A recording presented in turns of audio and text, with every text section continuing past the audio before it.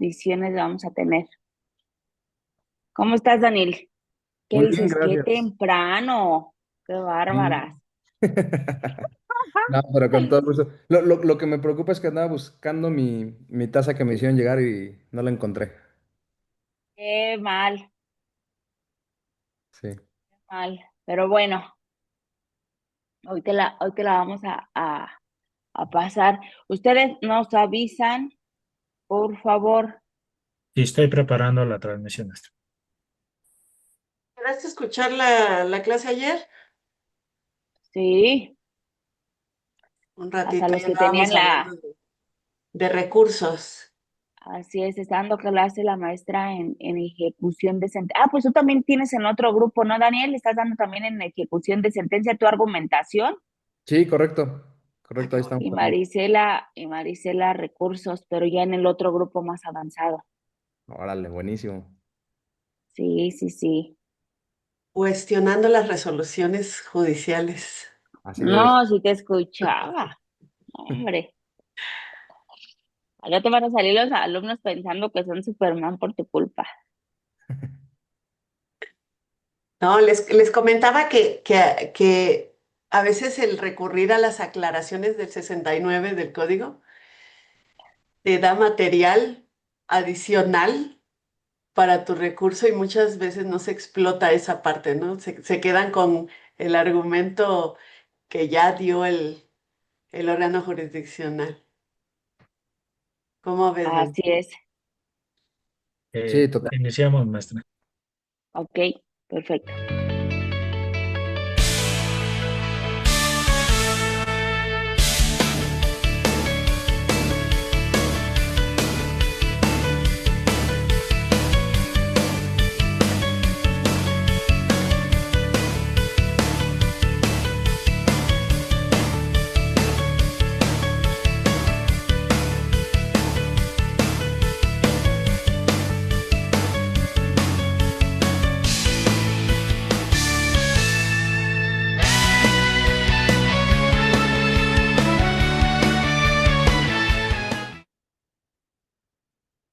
Hola, hola, ¿qué tal? Muy buenos días, bienvenidos todos y todas a este nuevo capítulo de Café con Derecho, que hoy tenemos una sesión bien importante, creo que con los personajes que hoy me acompañan, creo que tendremos una sesión muy disruptiva, muy intensa, pero hay algo que es importante mencionar.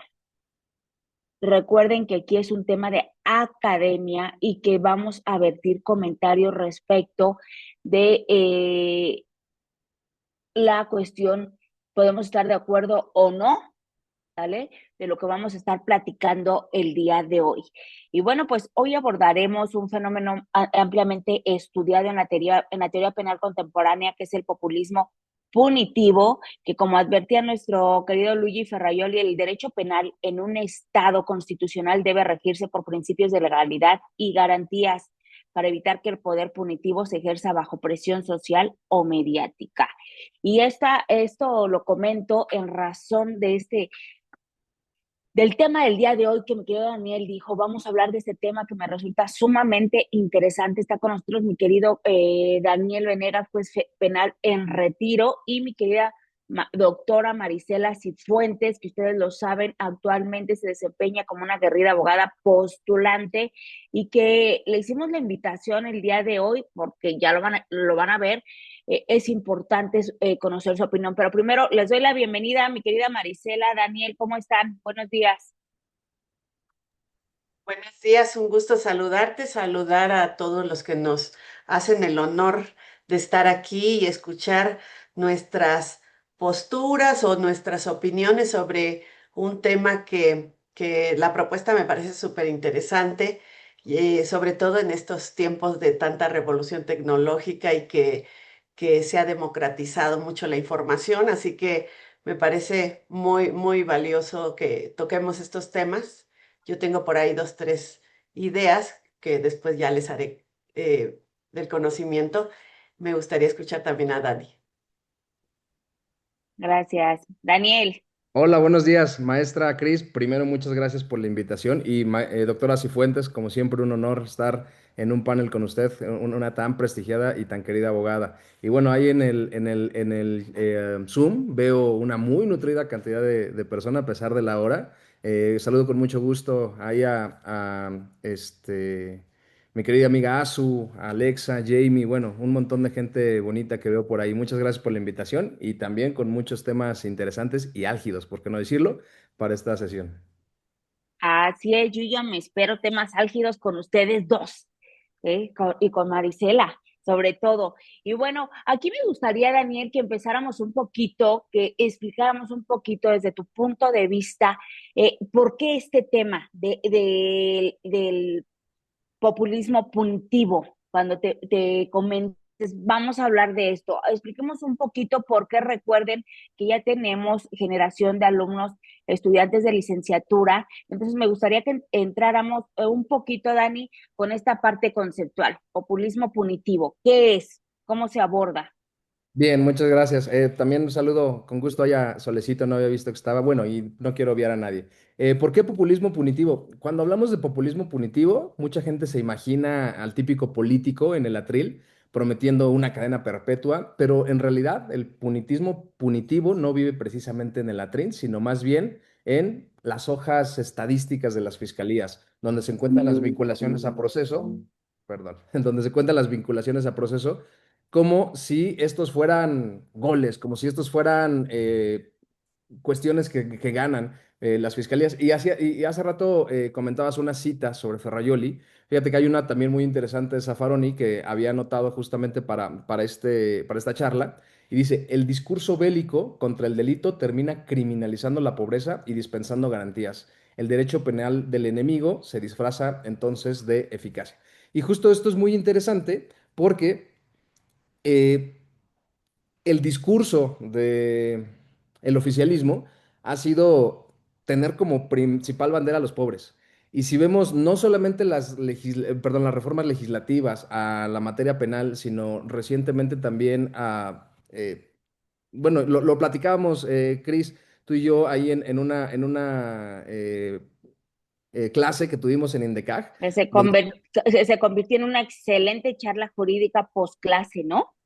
exactamente, y decíamos cómo todas estas reformas a quien más afectan a la postre es a la gente con menos recursos, que los obligan a gastar más en abogados, que los obligan a adquirir seguros privados de salud porque el sistema de salud está colapsado, que mantiene a más personas privadas de la libertad, etcétera. Entonces, justamente ese tema del populismo punitivo considero que es muy importante traerlo a colación, porque mientras se siga viendo la justicia como estadística, va a haber lo que hoy en día nos están reportando los medios de comunicación, que son el mayor número, porcentualmente hablando, de personas en prisión. Y cómo no, si somos condenados en 2 ocasiones consecutivas por la Corte Interamericana diciendo tu constitución es inconvencional y la respuesta del legislador, muy lejos de armonizar la constitución con los estándares interamericanos, es no, vamos a ponerle candados para que los jueces no puedan hacerlo, vamos a traer una reforma judicial disparatada para que controlemos a el órgano imparcial, al árbitro imparcial, y peor aún, todavía vamos a aumentar el número de delitos con prisión preventiva oficiosa. Cuando además desde las altas tribunas se sale a hablar para decir si un juez libera por debido proceso, por detención ilegal, porque se realizó un cateo sin una formalidad, el juez está siendo criminalizado y el juez es visto como un enemigo del Estado y es expuesto como un enemigo del Estado. ¿Qué genera eso? Pues desde luego que también esa independencia y autonomía de las autoridades judiciales se vea mermada y entonces en consecuencia tengan que resolver conforme a lo que establece el régimen. Y si a eso le sumamos todavía que las fiscalías siguen violando esas directrices que nos marcaron en el caso Florence Cassés sobre evitar los juicios mediáticos paralelos y prefieren seguir exponiendo a los imputados con la famosa franjita en los ojos, pero no llevándolos de inmediato a disposición del Ministerio Público y se fabrican detenciones simuladas y bueno, creo que esto va a dar para muchísimo, pero el punto relevante, y para no robar mucho el micrófono, me encantaría escuchar a la doctora, es justamente la gran problemática de que estas simulaciones para conseguir estadística no solamente le está fallando a los imputados, sino más grave, le está fallando a las propias víctimas. Creo que lo estamos viendo en muchos casos recientes. Gracias, mi querido Dani. Y creo que si alguien es disruptiva y escribe sobre populismo punitivo, es la doctora Marisela Cifuentes, que siempre hace citas importantes, menciones y que nos comparte mucho de las situaciones que vives, Marisela, en esta parte de abogada postulante, especialista en materia penal, y que escribes mucho respecto de ello, Marisela. Gracias, gracias. Bueno, primero, va a sonar muy autorreferencial que diga lo siguiente, pero es necesario.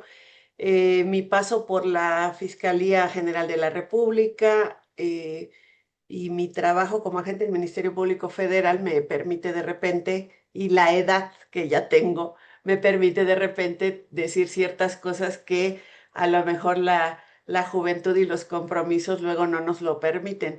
Ya llegué a una etapa en la que pues a veces digo las cosas como las percibo, las siento, sin que verifique yo esas consecuencias que pudiera traer, pues decir lo que pienso como va.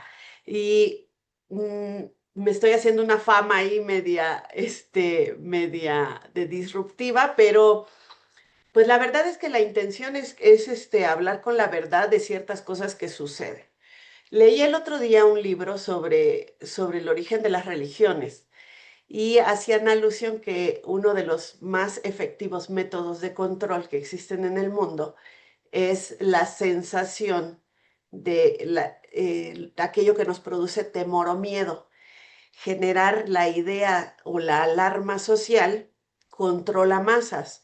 Y esto es lo que prácticamente muchos estados han ido realizando. En lugar de tener 200,000 policías, genérale miedo a la ciudadanía para que tengas que controlarlo solo con 10. Esa idea de cómo se va construyendo el control social me pareció sumamente reveladora en el siguiente sentido. Tú siembras una duda en la sociedad sobre el peligro que representa tener en libertad a una persona, o siembras la idea de que alguien es responsable y esa idea se disemina con mucha facilidad. Es mucho más fácil pensar, eh, no sé si sea pensar, o creer aquello que te ponen con la mayor facilidad que tener un pensamiento crítico. Y entonces cuestionar si será cierto lo que te dice un determinado discurso oficial. Hemos construido a partir de las instituciones, hablaría de la Fiscalía General de la República, la idea de que había que dar resultados. A partir de ello podíamos obtener mayores recursos para nutrir a las fiscalías. Mayor justificación de trabajo generaba mayor posibilidad de recursos. Y ahí es donde considero relevante contar esto, porque muchas veces en mi labor profesional y en la época en la que yo me encontraba, había causas o cuestiones que no ameritaban ni siquiera consignación. En la época que yo estoy en la época de la transición entre el sistema anterior y el nuevo sistema, estuve en la fiscalía y algunas cosas eran indicaciones de consignación porque había que justificar números. Esta situación no es algo de lo que me enorgullezca, pero lo digo de frente, estas cosas pasan. Y si las viví directamente, ahora que estoy fuera de la institución, desde luego, con mayor razón pongo la duda en cada una de las carpetas que reviso. Desde luego me toca representar todo tipo de personas, pero considero que hay que cuestionar las carpetas, hay que cuestionar las informaciones y hay que cuestionar los datos oficiales que muchas veces nos arrojan porque hay un mensaje, el derecho penal es simbólico al final de cuentas, ¿no? Entonces está emitiendo un mensaje social muy importante, que atrapamos culpables, que no dejamos salir a nadie, generamos prisiones preventivas oficiosas, en fin, es un problema real. Así es, y hablaremos o analizaremos el caso de Edith Valdés Saldívar, esta chica que desafortunadamente pierde la vida, que fue una noticia que a todos nos trajo hablando, discutiendo qué pasó, pero sobre todo nos trajo sorpresa la forma en la que la fiscalía actuó, ¿no? Y siguió haciéndolo. Aquí voy a mencionar un poquito, Dani, Marisela, esta situación, un pequeño relato cronológico para que todos nos situemos en esta parte, ¿no? Esta chica, el 15 de abril, Edith sale de su domicilio a las 16:16 rumbo a una entrevista de trabajo. ¿Sale? Le piden ir sola, le piden no llevar identificación. A las 16:45, de acuerdo a las grabaciones de las cámaras del C5, a las 16:45 ingresa a la Torre Murano, pero por alguna cuestión las cámaras estaban desconectadas, las cámaras de ahí estaban desconectadas entre las 16:23 y las 17:44. Ella envía la ubicación a su mamá o a una prima, por ahí dicen, para saber en dónde estaba. Ante las horas que pasan, ya no se comunica, ya es de noche, la familia acude al inmueble para saber qué pasó con ella, por qué no ha regresado, por qué no contesta los mensajes. ¿Sale? La familia acude a este inmueble, el vigilante niega la presencia de esta chica que haya acudido. Esta denuncia que ellos intentan hacer, Daniela, ustedes me corrigen ahí, por favor, es en la madrugada del 16 de abril. Sin embargo, en la fiscalía les dicen que hay que esperar 72 horas.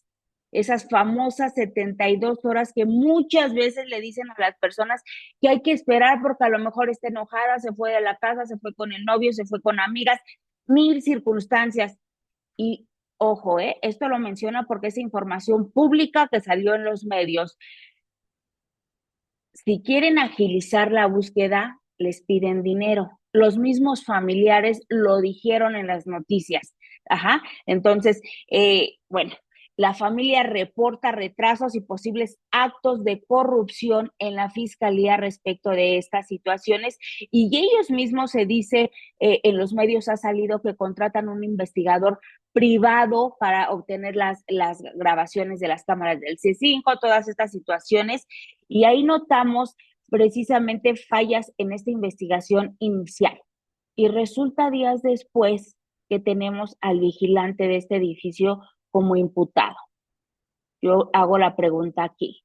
Y ya después abordaremos este tema que a mí me pareció bien interesante, por eso invitar a Marisela Cifuentes, porque hoy sabemos que ese vigilante imputado tiene, no sé si decir afortunado o desafortunadamente, porque no queremos tener sesgos, ¿sale?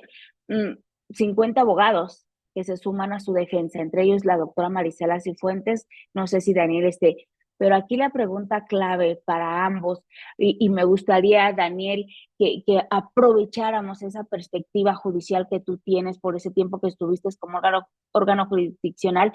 Marisela, en esta visión que ella comentaba, en algún momento de su carrera profesional se desempeñó como agente del Ministerio Público, conoce la integración de una carpeta de investigación, los actos de investigación, pero hoy como abogado postulante, estamos ante un posible delito grave con fallas estructurales del sistema.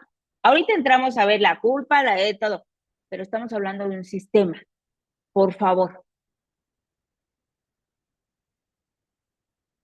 Dani, Marisela, ¿quién de los dos primero? El que guste.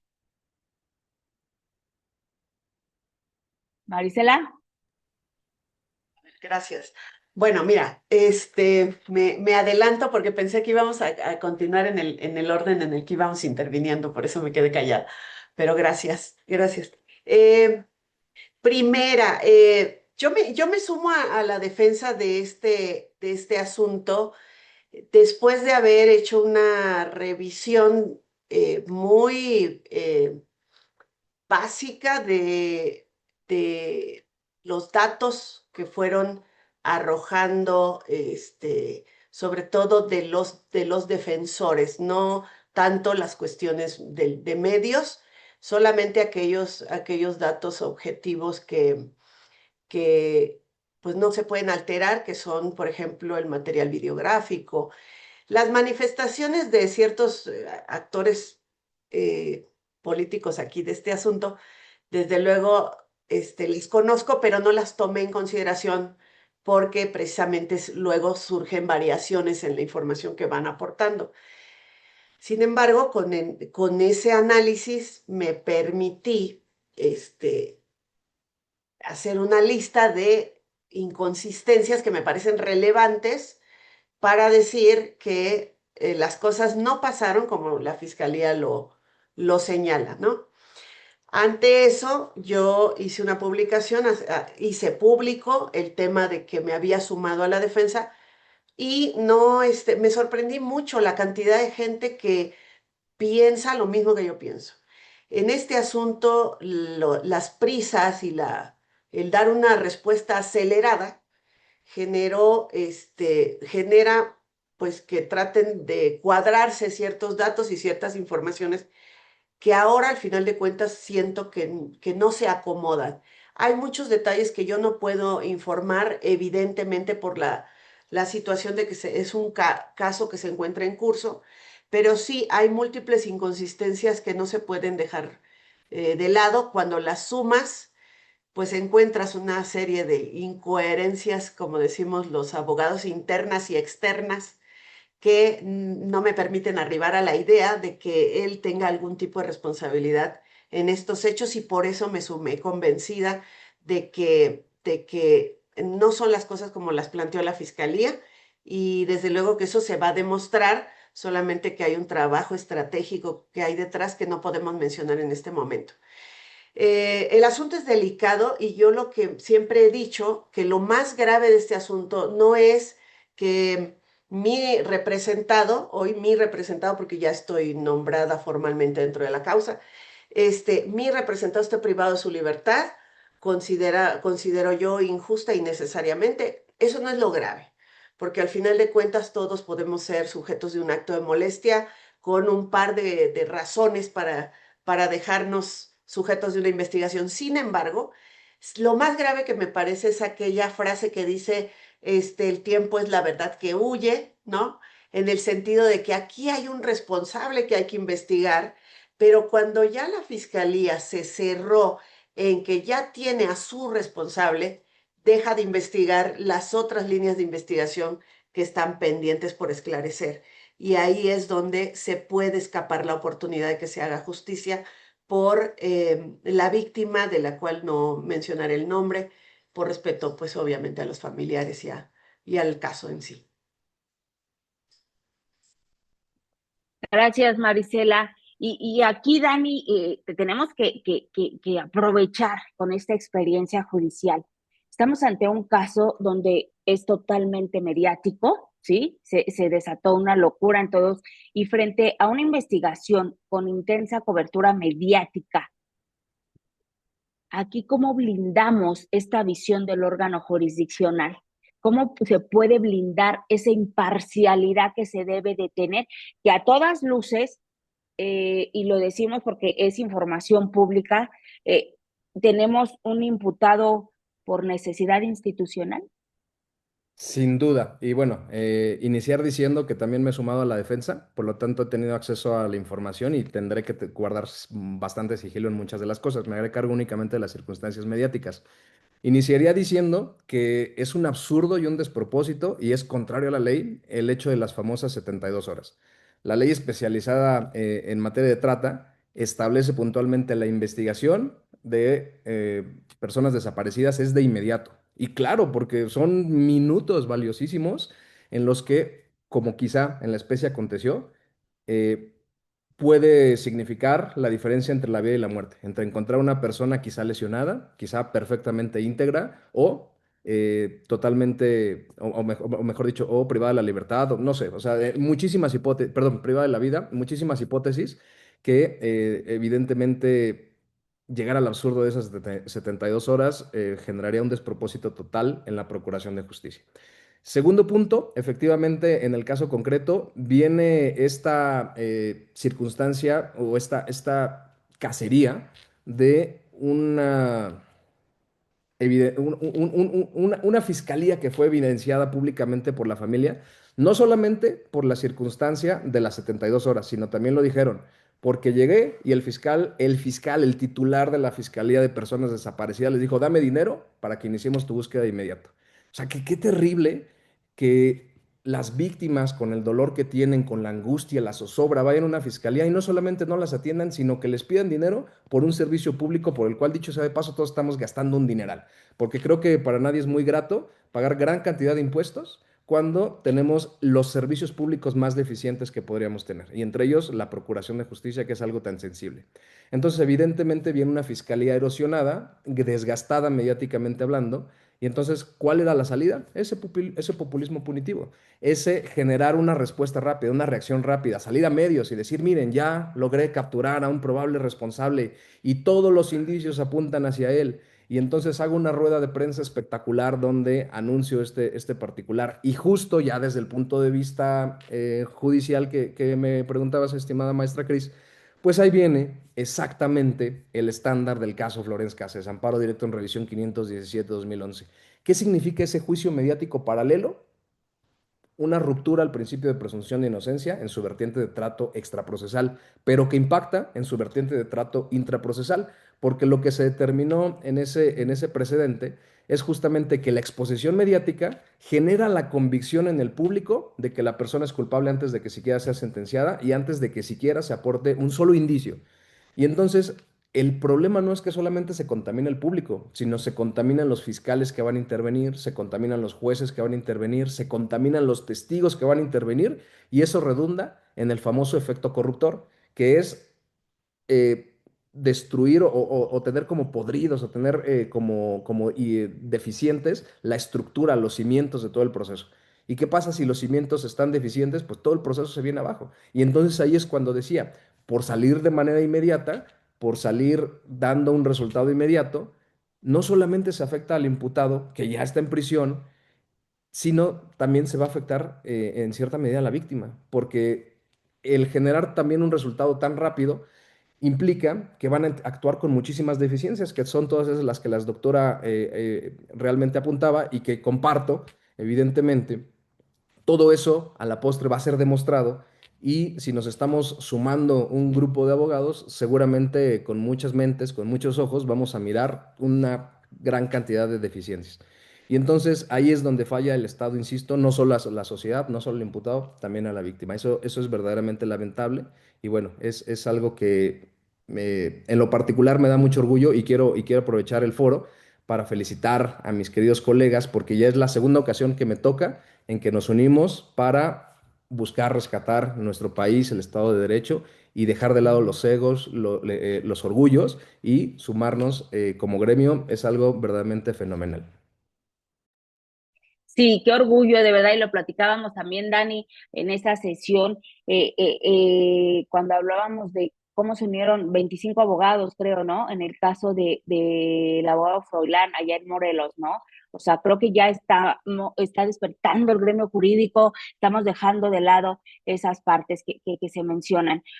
Me gustaría preguntarles de manera genérica, yo sé que ambos se han sumado a la defensa de este asunto y que no pueden compartir información directa de esto, pero sí me gustaría preguntarles en la generalidad cuando hablamos de un caso mediático, cuando se habla de esto y que se puede dar este efecto corruptor que mencionaba Daniel, y que se puede dar esta contaminación de la cadena de custodia, y que se puede dar y se entiende porque a todas luces fue visto por toda la sociedad, no nada más para nosotros como abogados, fue general cómo se construyó todo esto de la nada, resulta que ya tenemos un imputado, ¿no?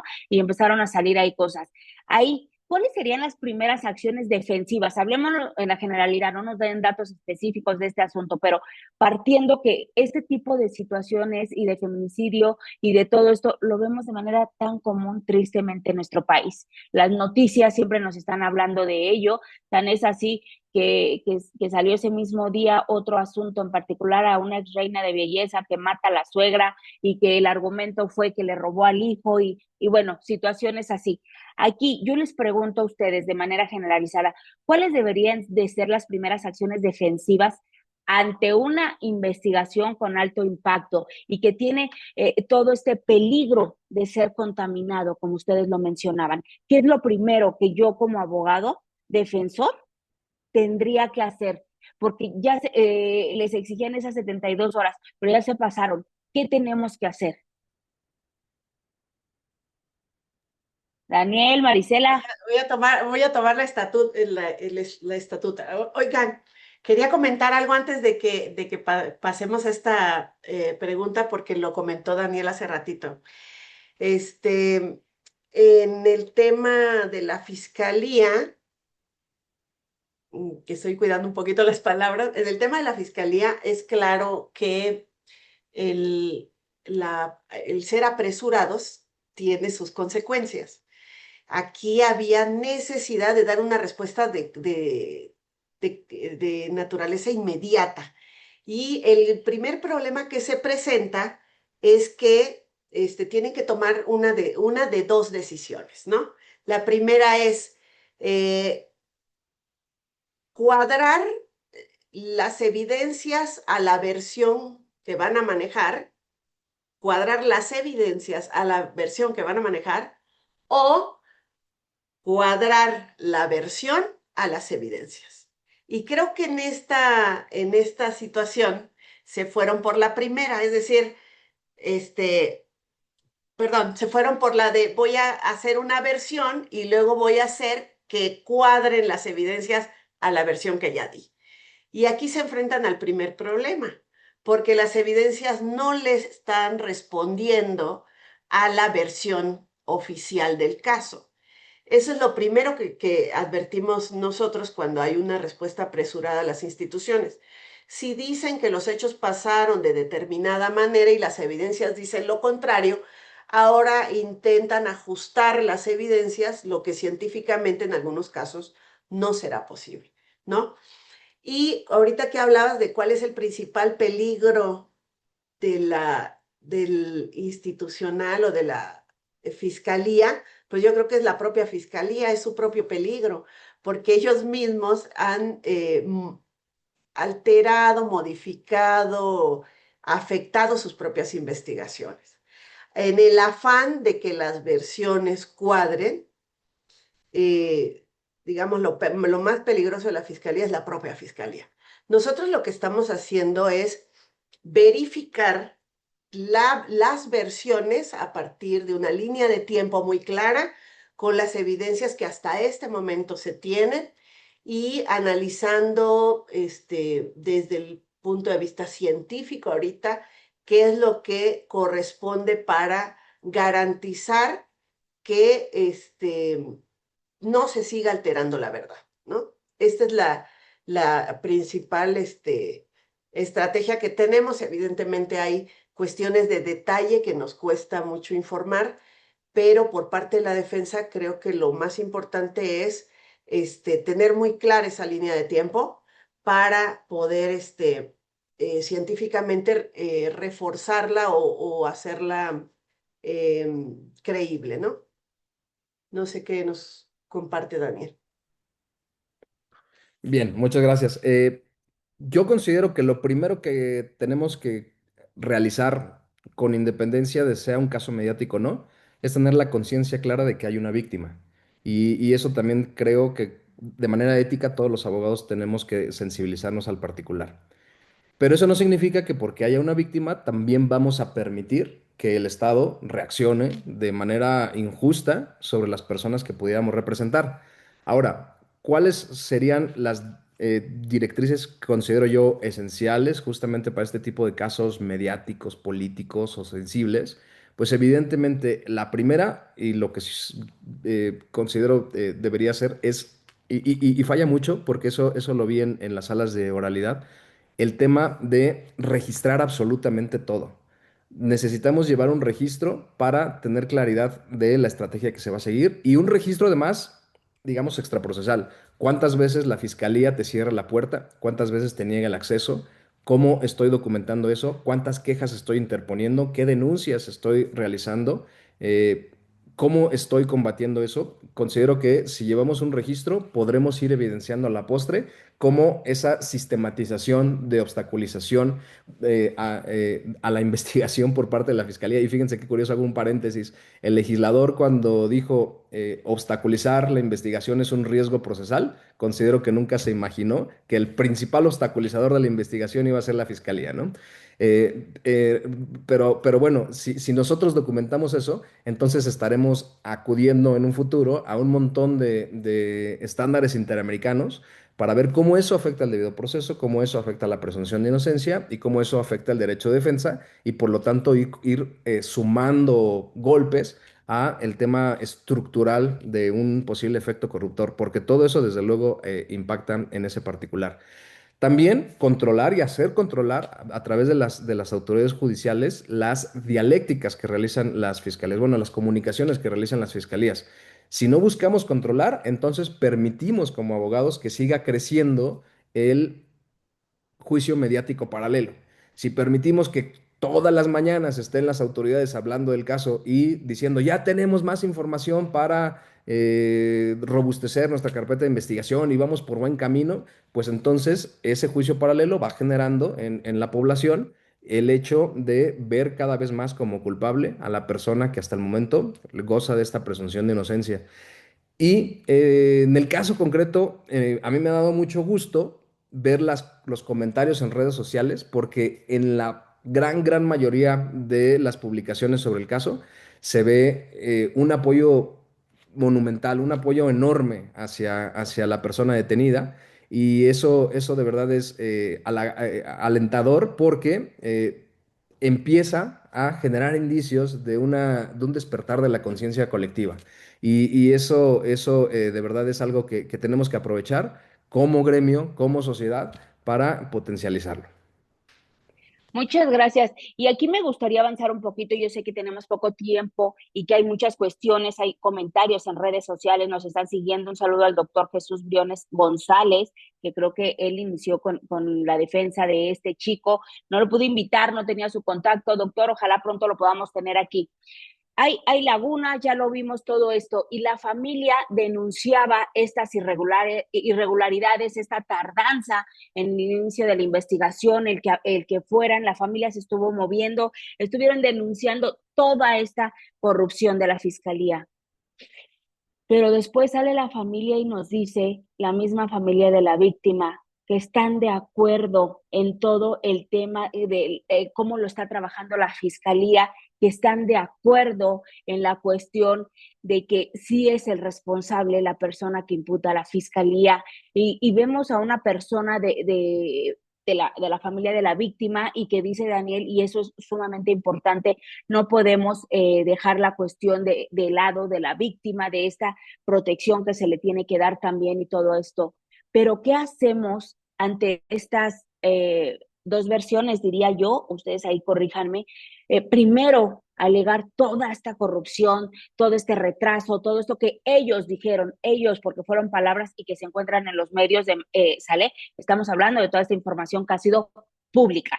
Salieron y denunciaron esta tardanza de la fiscalía, salieron y denunciaron esta corrupción dentro de la fiscalía al pedirles el dinero para iniciar esta búsqueda, salieron y denunciaron muchísimas cosas, pero después vemos que sale una familiar de la víctima leyendo un documento, porque no fue ni siquiera de viva voz, de su pensar, de su sentir, salió leyendo un documento en donde decía Daniel, Marisela, y esto a mí me preocupa mucho. ¿Qué pasa? ¿Hay presión? No quiero poner palabras para ustedes que sé que están sumados a la defensa, pero sale y dice que está de acuerdo con la fiscalía, la forma de la investigación de la fiscalía, que sí es responsable esta persona. Estas dos versiones, ¿qué pasa para ustedes en estas cuestiones de una defensa técnica? ¿Cómo no afectar una defensa técnica ante una cuestión tan mediática y ante estas situaciones? ¿Cómo lo ven ustedes como defensa? Por favor. Bueno, evidentemente ha habido una primera versión que se fue modificando con el tiempo. Desde mi punto de vista, voy a hablar a título personal. Asumo mi posición sobre esto. En un primer momento el reclamo es contra la falta de respaldo de la fiscalía, la falta de investigación, la falta de acciones inmediatas que pudieron haber prevenido muchas cuestiones o por lo menos obtener información veraz, oportuna, de mucha mejor calidad que la que se tiene hoy en día. Este primer reclamo fue muy justo, muy apropiado por parte de los familiares y puso en evidencia un caso que no es el único caso en donde las víctimas no han encontrado respuestas inmediatas y justas para la protección de sus bienes jurídicos. Con posterioridad, escuchamos un discurso que respalda la labor de la Fiscalía después de haber manifestado todo lo contrario. En un análisis de esa información, porque yo siempre digo que hay que tener pensamiento crítico, si alguien dice algo, por lo menos hay que saber qué razones tiene, si es que tiene alguna. En ese discurso, lo que destaca de ese discurso son 4 ocasiones en las que las familiares dicen, no tengo duda de que se trata de esa persona, y lo dijo enfáticamente, pero con un lenguaje que ni siquiera es propio de una víctima.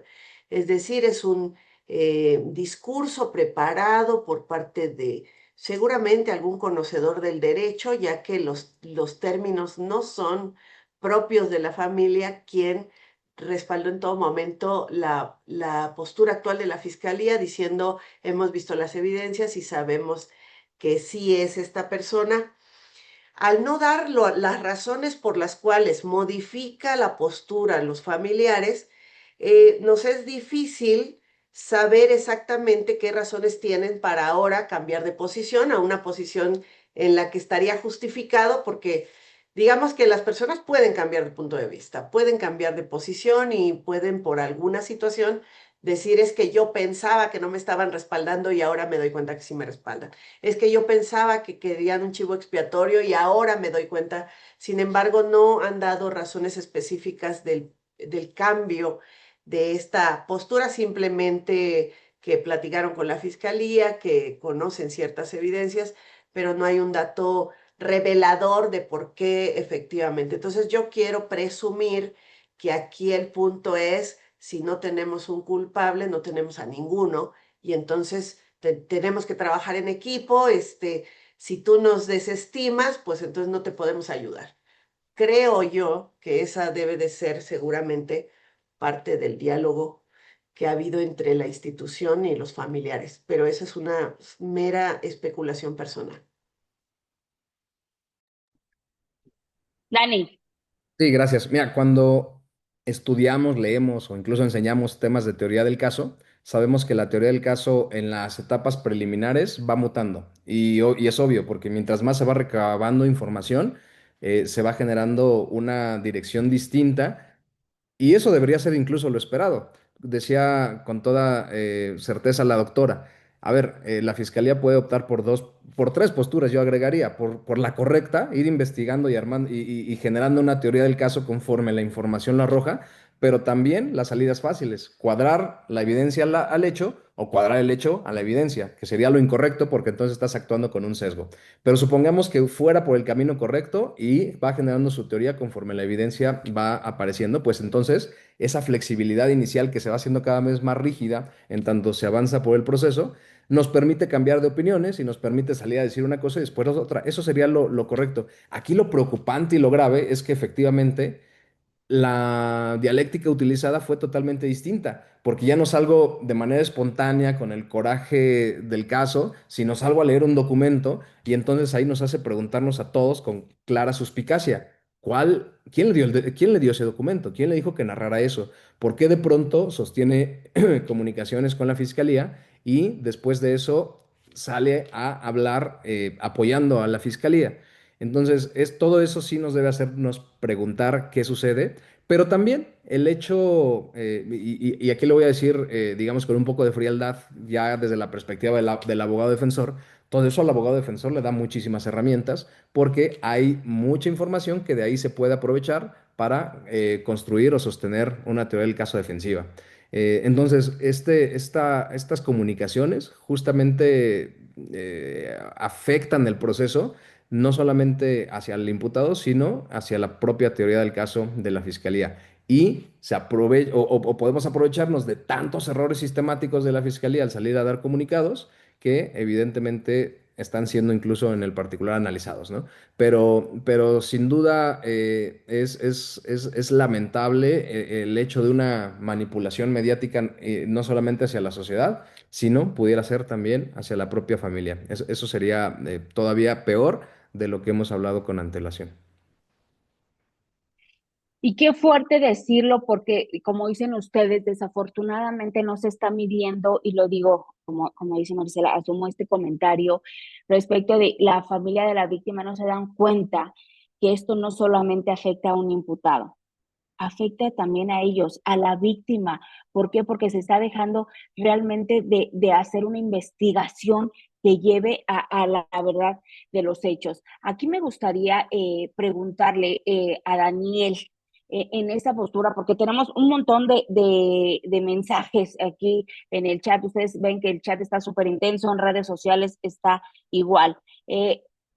Cuando estamos ante una circunstancia de esto y se da la primera audiencia, sale el control de detención y toda esta parte, ¿cuál sería dicen, qué prueba mínima exigirías tú, Daniel, para considerar fundada una imputación en este tipo de hechos, considerando que es un tema tan mediático, que es imposible que tú no, y lo dijimos en un principio, que tú primero como persona y después como órgano jurisdiccional no te hayas contaminado ya del asunto en razón de que al ser mediático lo escuchaste, supiste, viste cómo se dieron todas las circunstancias, porque era imposible no darnos cuenta, redes sociales estaba inundado de eso, la televisión. ¿Qué pasa ahí con la visión del juzgador? Eso es importante. Creo que ahí deberíamos partir de una premisa y voy a hablar con muchísima honestidad. Yo no había escuchado, obviamente había escuchado el caso, pero no había puesto absoluta atención hasta en tanto me invitaron a sumarme a la defensa. Y esto lo digo porque era la mecánica que yo traía. Yo evitaba absolutamente ver redes sociales, no veo televisión, evitaba ver redes sociales en cuanto a noticias de hechos. Porque justamente considero que esa es la ética que tendría que tener un juzgador, mantenerse aparte de lo que está sucediendo en cuanto a noticias de criminalidad, porque en cualquier momento puede llegar a ti y entonces ya llegas con un sesgo. Y bueno, digamos que esa costumbre me la hice y llegué a este asunto absolutamente sin conocer los antecedentes duros, ¿no? Me empecé a involucrar ya en cuanto me sumé a la defensa. Pero bueno, creo que ese sería el primer particular que deberían realizar los órganos jurisdiccionales, mantenerse aparte de lo que ahí sucede, porque entonces, por muy objetivo que seas, vas a entrar ya con un sesgo. Pero también, y respondiendo concretamente a la pregunta que realizan, el problema aquí es un tema de imparcialidad, evidentemente, de falta de autonomía, consecuentemente, de miedo a las represalias y ahora más con un tribunal de disciplina judicial que además ha sido electo con esta falta o esta ausencia de autonomía. Pero sobre todo también el confundir los estándares de vinculación, y eso es algo de lo que he hablado mucho. Se sigue pregonando el particular de que se requiere de un estándar mínimo. Y bueno, yo he hablado o considero existen dos estándares para el auto de vinculación a proceso. Un estándar de la plausibilidad, donde sí, solamente se requiere una mera probabilidad, pero si traemos algunos postulados de Jordi Ferrer a la etapa de vinculación, desde luego sin el rigorismo del juicio, consideraría que lo correcto sería el estándar de una versión un poco más creíble que la otra. Porque no solamente estamos hablando de autorizar la apertura de una investigación complementaria, es una falacia. Pensar que la vinculación a proceso solamente autoriza, no, porque no podemos ver el proceso como momentos aislados, sino como un todo. Y la consecuencia de la autovinculación es una medida cautelar. Y las medidas cautelares son cada vez más graves porque se sigue aumentando los catálogos de delitos de prisión preventiva y además porque los razonamientos, y hay que hablar con toda sinceridad, que se ven en la mayoría de las salas de audiencias es mínimo riesgo procesal, prisión preventiva, sin realizar en realidad un estudio de subsidiariedad como es exigido por el estándar perdón, por el test de proporcionalidad, ¿no? De Robert Alexi, que ha sido retomado por todas las cortes de derechos humanos y en especial por nuestra Suprema Corte. Entonces, mientras sigan existiendo estas deficiencias sistémicas procesales, pues evidentemente no importa qué tanta prueba o cuánta no lleves. Aquí el problema es la manera en que aplicas el derecho procesal y la consecuencia jurídica que ello acarrea. Muchísimas gracias, Daniel. Y aquí, Marisela, yo te preguntaría, estamos ante una situación extremadamente mediática y también tenemos que entender la situación que vive la familia de la víctima, ¿no? Esta pérdida, la mamá, lamentablemente, es algo que es irreparable y que para ella quizá esta situación de quién es el culpable o algo, porque también me pareció a mí, y lo digo de manera personal, extraño que no fuera la mamá la que saliera a hacer esta declaración de estar de acuerdo con la fiscalía, que fuera una familiar diverso, cuando nosotros vimos quebrarse a la mamá ante estas circunstancias y que nosotras como mujeres, como mamás, podemos entender esa situación que ella vivía, ¿no? Pero aquí, Marisela, en esta parte que ustedes van a entrar a la defensa y todo esto, quiero mencionar, porque hay muchísimos comentarios en redes antes de entrar a la pregunta directa, que como lo comentó aquí Marisela en el chat, estos asuntos, porque mencionan quién va a cubrir los gastos del imputado, quién esto, quién lo otro. Yo tengo entendido que todas estas representaciones son pro bono por parte de todos los abogados que estarán representando, ¿no? A este chico, ¿no? Que ustedes no cobrarán honorarios y que además Marisela, que yo tengo, la conozco y sé de algunas cuestiones, sé que lleva asuntos pro bono de manera regular, ¿sale? Entonces, y hoy se suma este. Pero aquí, ¿cómo entrar, cómo no contaminar esa defensa técnica? ¿Cómo entrar? Porque después viene el tema importante, mencionan aquí, ¿dónde queda la presunción de inocencia? El tema de las medidas cautelares, ¿cómo las van a justificar cuando sabemos que en casos, aun y cuando no son casos mediáticos, vamos contra el Estado, la Fiscalía, mencionan frases como jueces de consigna, toda esta parte? ¿Cómo entrar ante un aparato completo que están en contra de la defensa? Porque tenemos que ser claros en este sentido y somos abogados y somos académicos y toda esta parte, pero si en un caso normal que no es mediático, sabemos que la fiscalía cuenta con todo este aparato de periciales, tal, aun y cuando la familia se dice por ahí, no, yo no tengo la certeza de que pagó pruebas externas y que por eso tiene la convicción y toda esta parte, cómo enfrentarnos, en este caso tan mediático, la presión social, la presión del Estado, cómo entrar. Bueno, pues primero quiero comentarles que hay una palabra que define, creo yo, que la intervención que los abogados hemos tenido en este asunto. Para mí es muy inspiradora. Eh, José Martí era un escritor y político que tuvo que dejar a su hijo para abandonar el país y sabía que no lo iba a volver a ver. Y su última mención, cuando se despide de él, le dice, adiós, sé justo. Y a mí me parece que esa palabra de sé justo representa mucho el espíritu de los abogados.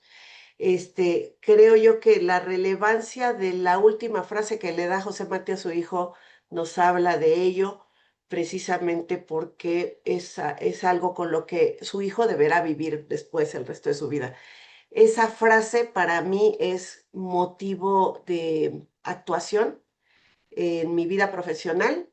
Me parece que estamos preparados para enfrentar todo tipo de causas, pero lo que va a definir sobre todo el profesionalismo con el que nos desempeñamos es precisamente esta mención, ¿no? A mí lo que me inspira para intervenir en este tipo de casos es esa palabra, ser justo. Por ahí hay muchos abogados que se han sumado a esta causa y que lo han hecho sin pedir un solo peso. Estamos porque estamos convencidos de lo que estamos viendo en la carpeta de investigación y por eso estamos ahí. Y lo que se generó a partir de este caso fue un revuelo muy importante, porque yo no sé si le pasó a Daniel, pero a mí me pasó muchísimo, que tengo muchísimos mensajes en mis redes sociales de peritos, de abogados que dijeron, maestra, dígame cómo me sumo, yo quiero formar parte de esta defensa y en qué les puedo contribuir o en qué les puedo colaborar, a sabiendas de que nosotros tenemos nuestros tiempos saturados con múltiples situaciones, y saber que contamos con el respaldo de abogados que también profesionalmente pueden ayudarnos a lograr esto de ser justos, pues nos llena de mucha satisfacción.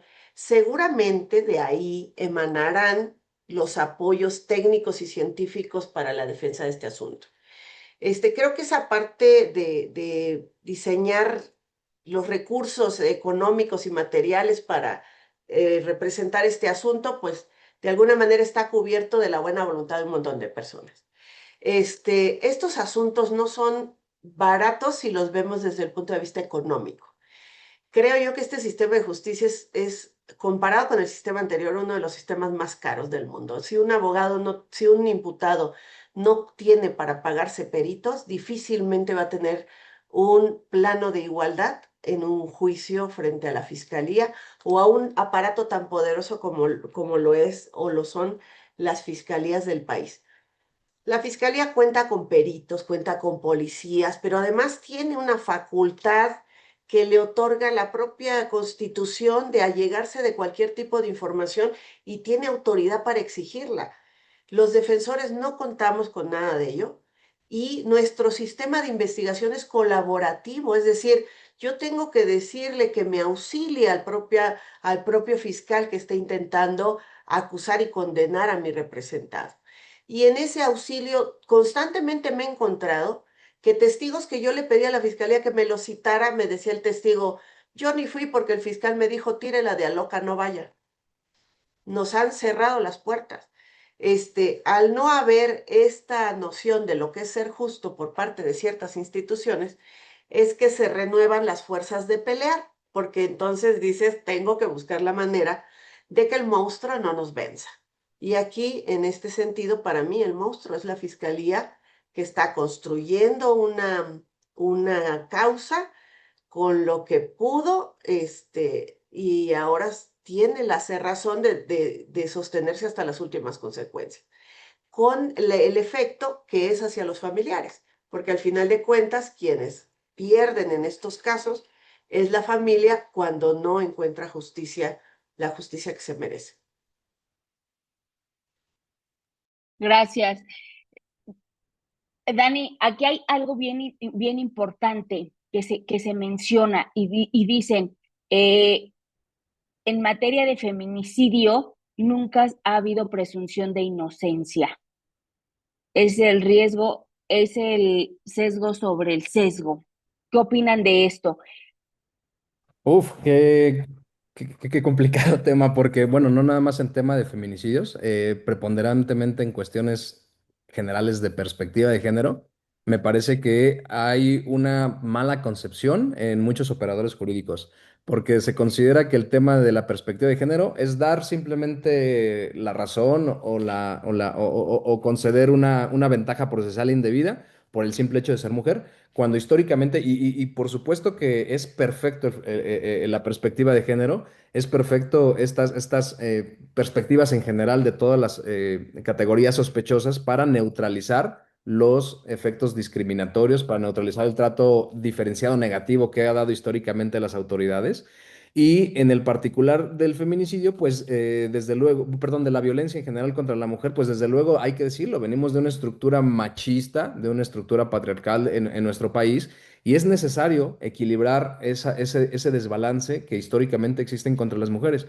Pero no se puede utilizar la bandera de la perspectiva de género para buscar a cualquier chivo expiatorio y presentarlo públicamente y entonces decir, ah, ya cumplí con mi tarea, ya llevé a la cárcel a una persona probablemente indiciada para hacer notar que estoy trabajando en beneficio de la reducción de la violencia en contra de las mujeres. Entonces, ahí es el punto delicado. Evidentemente, cuando los indicios son suficientes y fuertes para procesar a una persona, hay que hacerlo, por supuesto. Y si genera un riesgo potencial para la víctima, testigos, para la comunidad o cualquier otro de los riesgos del 168, 169, que se quede en prisión. Pero desde luego es una tarea fundamental de las fiscalías generar información suficiente para todas estas vertientes, hecho, probabilidad de intervención y riesgos procesales. Y ahí es donde estructuralmente y sistemáticamente llegan a haber fallas y entonces entra esta perspectiva de género disfrazada o mejor dicho, estos sesgos disfrazados de perspectiva de género para llevar los procesos de una manera contraria al espíritu de la ley. Qué fuerte, ¿no? Enfrentarnos a estas situaciones de estos sesgos, de estas perspectivas, de decir, híjole, en feminicidio sabemos que los jueces traen línea y que usualmente utilizamos ese lenguaje, ¿no? Este, estoy leyendo mensajes, pues que leo y leo, y aquí hay también un periodista viéndonos y los felicita por esto, pero dice que hay, en este tipo de situaciones, por eso están privadas de su libertad muchas personas por falta de una defensa técnica. Eso lo sabemos, ese es ampliamente conocido. Aquí yo les preguntaríamos, ¿qué esperar de este asunto? Se va a enfrentar la defensa ante esta situación? ¿Qué tan fuerte? Yo sé que hay muchas lagunas en la integración, en la investigación, en toda esta parte, pero ¿qué podemos esperar desde su perspectiva? Yo sé que no nos podemos adelantar, yo sé que se está luchando, dice Marisela, contra el monstruo, que vamos contra toda esta parte, pero ¿qué esperar? ¿Qué esperanzas pudiéramos tener de demostrar que no, y no dejando de lado a la víctima, al contrario, el demostrar quién es el verdadero responsable es proteger a la víctima?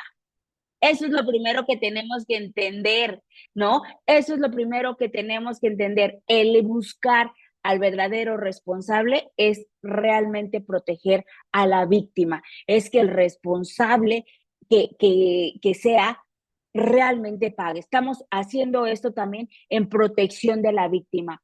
¿Qué esperar? ¿Cómo lo hacemos? Yo no creo, y estoy de acuerdo con Livni, que creo que por aquí comentó, yo no creo, porque todo el mundo dice, ya les dieron dinero. Las fiscalías no tienen los recursos. Yo no me voy por ese lado de que a la familia le dieron dinero y que por eso sale. Puede haber una presión, puede haber una situación más allá. Dejemos de pensar en eso tan rápido, tan común, tan ordinario de una cuestión económica, ¿no? Y eso lo digo como abogada, como persona dentro de esta sociedad. ¿Qué vamos a esperar?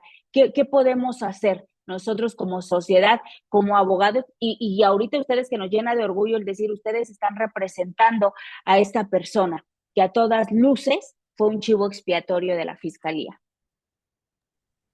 Y que estoy convencida de que ustedes aceptaron esta defensa, como dijo Marisela, porque se percataron de estas deficiencias, de estas lagunas, de esta burla social que están pretendiendo hacer. ¿Qué podemos esperar?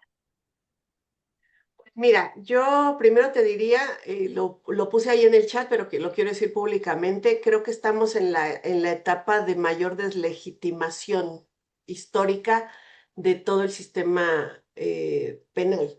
No solamente deslegitimando a las fiscalías por diversos casos. Este no es el único caso, no creo que sea el último tampoco, pero recuerden que hemos tenido casos, mencionaban por ahí el caso de Aburto, el caso de la niña Polet, el caso de la Finca del Encanto, casos que sabemos que nos dan un cierto antecedente histórico de la situación y la posición y la forma de trabajo de algunas fiscalías en algunos casos. No, tampoco voy a generalizar, pero sí creo que es una época en la que está altamente deslegitimada el Ministerio Público.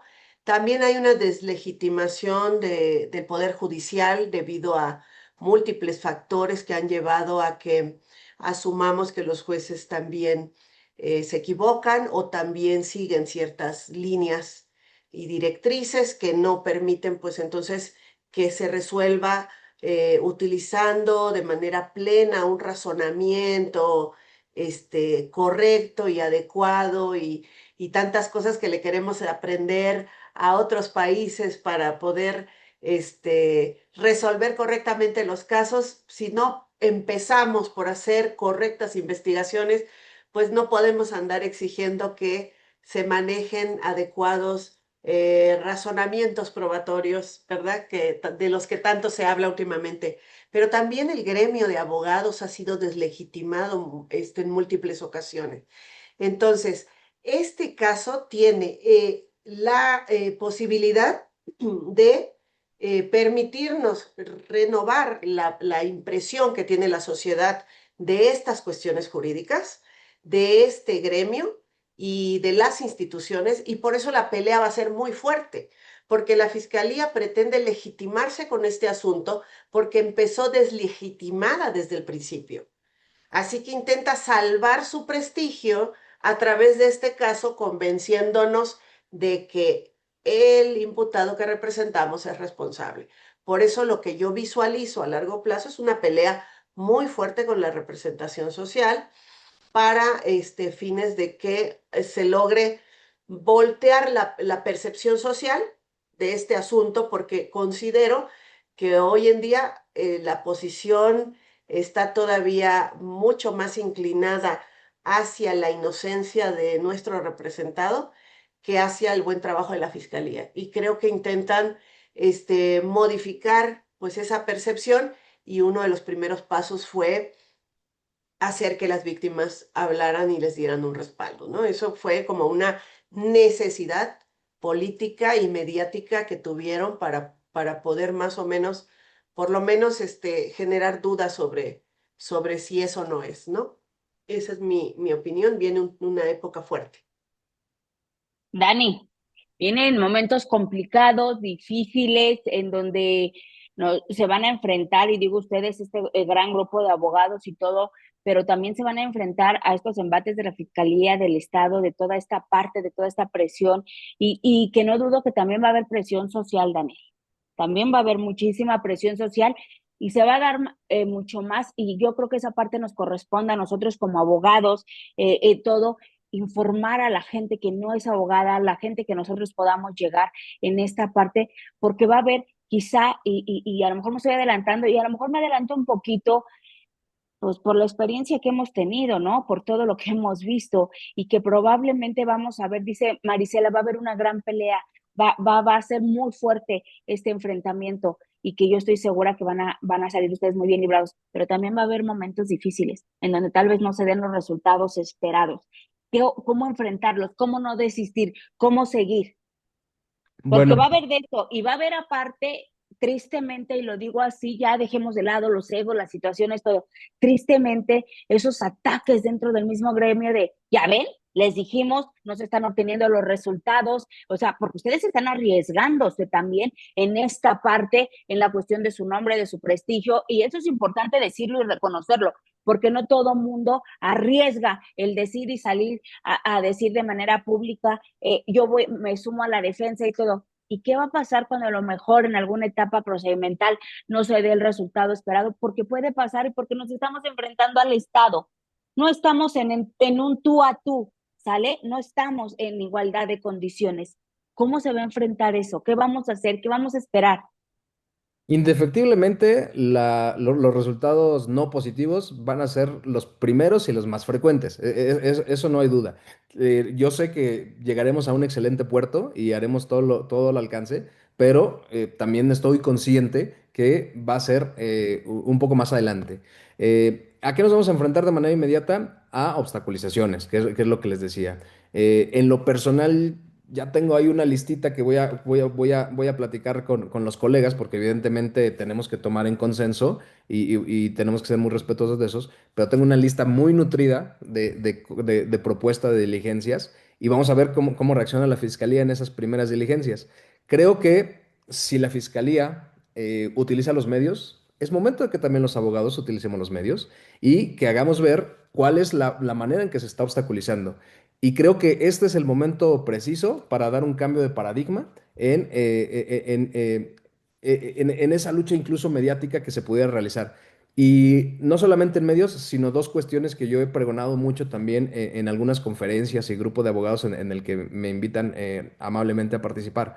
Una de ellas es, si la reforma judicial tiene por efecto acercar la justicia al pueblo, democratizar la justicia, pues entonces democraticemos la justicia y hagamos patente y hagamos públicas las resoluciones arbitrarias, las resoluciones sesgadas, las resoluciones con línea, y entonces sometémoslas al escrutinio público. Creo que es un momento preciso para utilizar ese espíritu de la reforma judicial para demostrar cuándo esas determinaciones se encuentran cooptadas por algún poder, por algún poder estatal, ¿no? Esa sería una cuestión. Otra cuestión, ahorita estamos, no sé la cantidad exacta, si 50 o cuántos abogados en un grupo, digamos, cerrado, en un grupo más abierto, que seguro se estarán sumando. Efectivamente, se han estado sumando peritos. En tanto estamos platicando, porque yo no había hecho público el tema de haberme sumado, pero ya me empezaron a llegar mensajes por redes sociales, a WhatsApp, en tema de cómo sumarnos. Bueno, pues también podemos sumarnos a, en cuanto a impugnaciones se refiere, yo estaba o he estado sugiriendo, ¿por qué no hacer todo el gremio de abogados un amicus curiae? Y entonces llevar todos a los tribunales de alzada o a los tribunales constitucionales y decir, mira, esta es la opinión de todo el gremio de abogados. Eso desde luego también va a generar una fuerza jurídica, ya no nada más mediática, sino jurídica, para ver cómo se van resolviendo las cosas.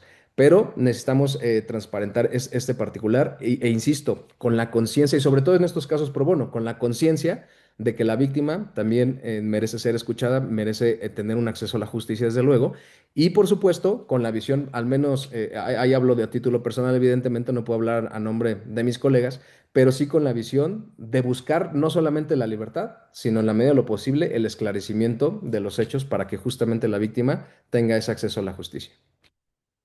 Exacto, aquí no se está hablando solamente del imputado, solamente de algo que sí, si nos vamos tantito al origen del Ministerio Público, la figura de la gente del Ministerio Público, que debe de ser un representante social, hoy el sesgo solamente está inclinado. Él debería de velar por encontrar al verdadero responsable y no fabricar responsables, porque se le olvida que esa persona a la que imputan también forma parte de esa sociedad a la que él representa, a la que él debería darle esa seguridad jurídica, ¿no? Entonces, aquí que no se tome el de que los abogados solamente están, no, yo lo dije desde un principio, creo que aquí se protege más a la víctima al llegar a la verdad histórica de los hechos, pero al del verdadero responsable, no el que nos pusieron para calmar a la sociedad, ese clamor social, ¿no? Ese, ¿cómo dijiste, Daniel? Populismo punitivo, ¿no? Ya basta de estar haciendo esta política criminal por presión social.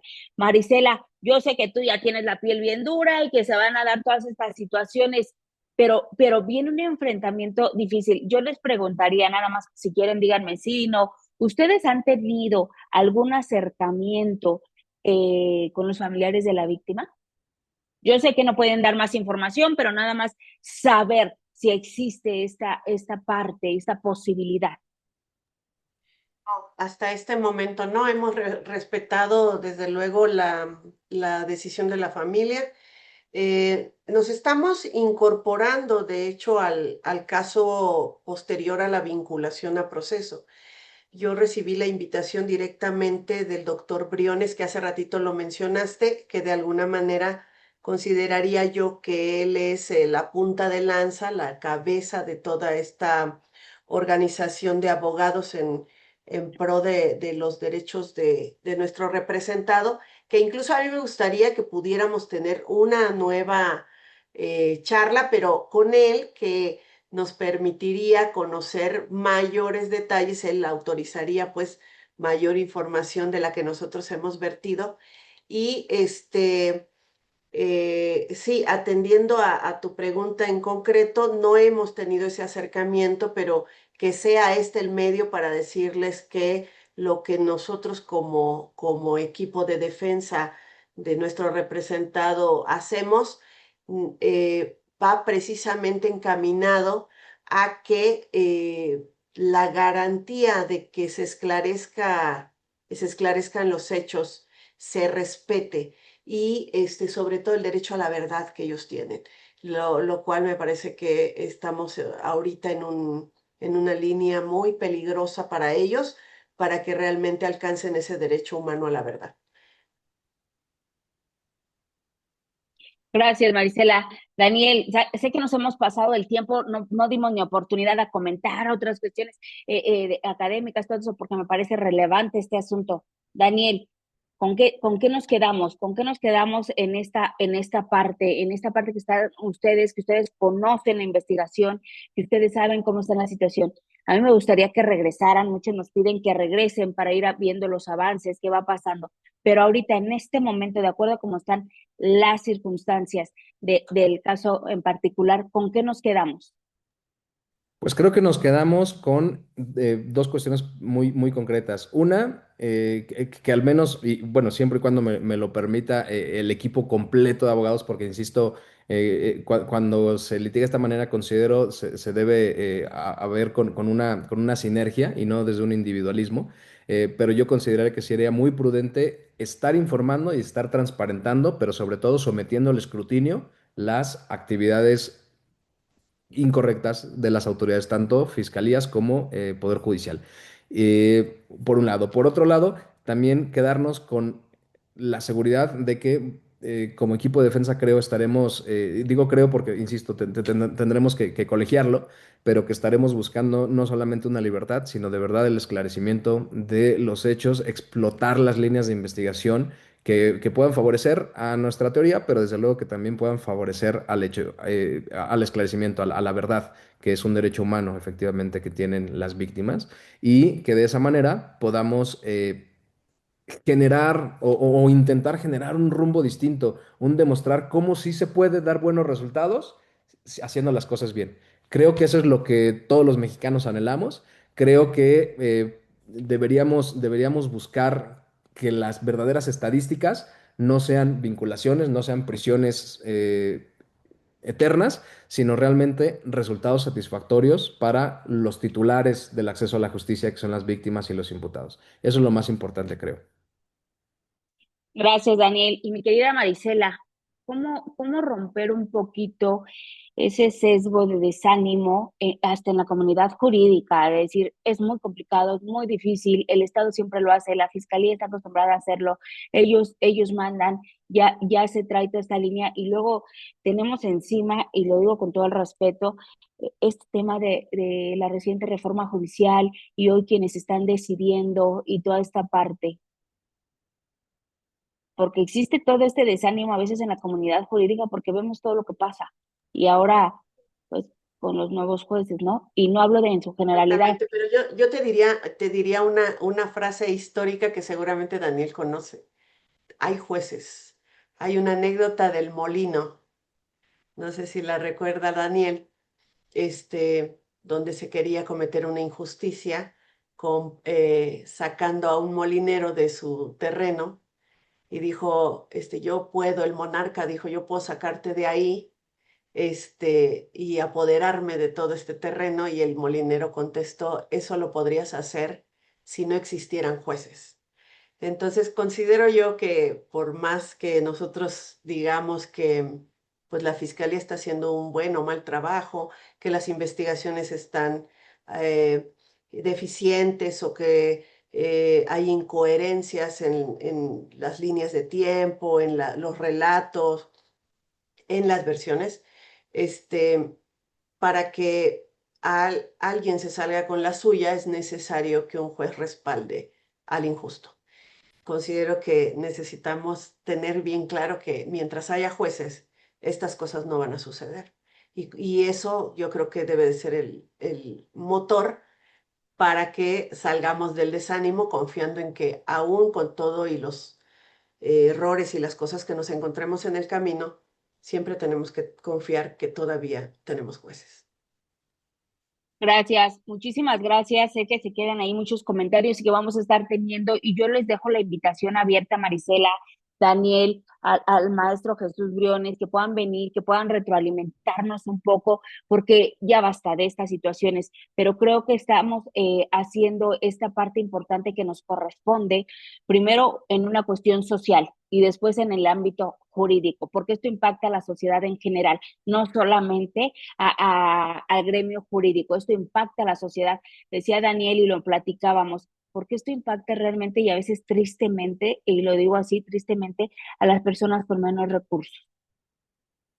Esto y muchas circunstancias, ¿sale? Entonces yo creo que es momento de unirnos, de unir fuerzas. Se les queda la invitación abierta, Marisela, Daniel, en el momento que ustedes puedan compartir información, en el momento que puedan darnos un avance de esto, porque creo que también esto va a cambiar ese ánimo, ese pensar de que no se puede hacer, que no podemos ir contra el Estado, que no podemos ir contra las fiscalías, que no podemos ir contra los famosos nuevos jueces, que no podemos generalizar en ese sentido, pero sumemos esfuerzos para seguir haciendo toda esta parte y Daniel y Marisela, y qué orgullo decir, son excelentes abogados, excelentes, con carreras que todos conocemos, pero que son excelentes docentes del INDECAC, ¿no? Y que nos comparten. De verdad, para mí es un orgullo que estén aquí, que estén representando. Y bueno, pues la invitación queda ahí abierta, nos están pidiendo que regresen.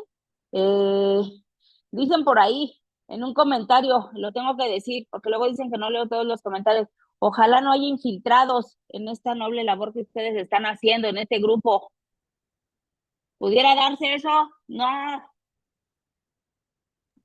Sí, por No me supuesto. preocupes, no me preocupes. Ya, aquí está la maestra ¿Sí? Azu, aquí está la maestra Azu en otro tema que tuvimos allá, con el tema de las marchas, donde se juntaron como 400, 500 abogados en un grupo de WhatsApp para representar y defender. Hubieron infiltrados, un poco de cosas negativas, siempre va a suceder, pero lo importante es buscar los mecanismos para hacerlo lo más posible correcto. Pero también, a ver, una invitación, por favor, abogados, colegas, seamos éticos, seamos deontológicos en la manera en la que trabajamos. Sí, me quedé preocupada con este comentario, Marisela. O sea, ¿cómo es posible que dentro de nosotros mismos hay infiltrados que vengan a contaminar, a perjudicar a este caso, ¿no? Y segura estoy que ustedes ya han enfrentado estas situaciones. Y pasa de todo y pasa todo el tiempo y no solamente en estos asuntos que pueden ser hasta de alta notoriedad, ¿no? Pasa siempre el tema de saber identificarlos a tiempo y sobre todo creo que somos más los que podemos estar con fines de sumar y desde luego, como lo decía Daniel, nosotros tenemos un grupo muy pequeño, muy reducido de los abogados principales del asunto, no porque seamos más o por alguna circunstancia en particular, sino porque hay información confidencial que se debe de manejar en un grupo hasta cierto punto cerrado. Y posteriormente, pues desde luego hay otro círculo de abogados que también están sumados a esta noble labor, dentro de los cuales pues de lo que se aprecia es su buena voluntad de contribuir. No podemos poner las manos a la lumbre por todo el mundo que se suma, pero confiamos en la buena fe de los demás. ¿Qué sería de nosotros sin la confianza, no? Así es, pues yo les agradezco, queda ahí la invitación abierta en este asunto en particular, vamos a dejar la invitación abierta para que regresen, nos cuenten cómo se va avanzando, qué se puede hacer y qué se necesita también, ¿no? Porque probablemente contemos aquí con alguien que tenga la expertise que se requiera para el asunto, que pueda sumarse y que podamos hacer este grupo, ¿no? Entonces, mi querida Marisela, muchísimas gracias, de verdad les agradecemos todo este tiempo, sé que les prometí que terminábamos a las 9, casi nos echamos hora y media, pero se les agradece muchísimo, ¿vale? Entonces, Contrario, muchas gracias. La siguiente vez que nos reunamos va a ser con detalles del caso. ahí está, ya lo dijo Marisela, van a regresar con los detalles del caso con mi querido Daniel y con el doctor Jesús Briones, que ahorita nos está viendo, nos está siguiendo, para que podamos hablar y nos den un poquito esta parte importante, porque además nos sirve como sociedad, pero también nos sirve como abogados, ¿no? Dani, muchísimas gracias siempre por tu tiempo. No, al contrario, muchísimas gracias por la invitación y doctora Cifuentes, como siempre, un honor compartir micrófonos con usted. Y aprovechando también, si hay peritos que nos escuchen, que nos escriban, porque peritos vamos a utilizar, considero yo, mucho. Entonces, si hay buena voluntad también, adelante, bienvenidos, que nos contacten, por favor. Que los busquen en redes sociales, ¿cómo pueden hacer ese contacto? Ahorita que nos están siguiendo en redes sociales, este video se queda en redes sociales, ¿cómo pueden hacer contacto con este grupo para sumarse?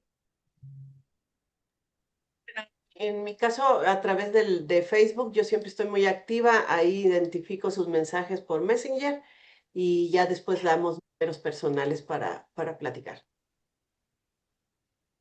Perfecto, ahí está Daniel Romo Vázquez, excelente perito, fue también alumno de aquí de INDECAC de la maestría, entonces ahí está, y Daniel también te pueden buscar en redes sociales o cómo hacer ese contacto contigo Sí, para también sumarse. También en redes sociales, por favor, les agradecería mucho. Y si no, me pueden mandar un correo, daniel@venegaspenalistas.com, y ahí con gusto también los puedo leer. Ahí está la información. Muchísimas gracias, gracias a todos los que estuvieron dentro de la plataforma. Muy temprano empezamos ya trabajando, compartiendo, y se queda este video ahí y la invitación abierta. Les estaremos avisando cuando ellos regresen para darnos un poquito de avance de este asunto y compartirnos, si es posible, un poquito de esta estrategia que seguro estoy nos sumará muchísimo a todos. Gracias a Marisela, a Daniel y a todos los que estuvieron conectados. Muchísimas gracias.